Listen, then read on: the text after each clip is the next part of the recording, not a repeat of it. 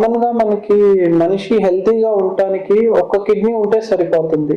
కాకపోతే మనకి దేవుడు 2 కిడ్నీలు ఇచ్చారు. కొంతమందికి ఇప్పుడు పుట్టుకతో ఒక కిడ్నీ ఉంటది, లేకపోతే కొన్ని కారణాల వల్ల ఆపరేషన్ చేసి ఆ కిడ్నీ తీసేయాల్సిన అవసరం ఉంటుంది, కొన్ని స్టోన్స్ కానీ క్యాన్సర్స్ కానీ.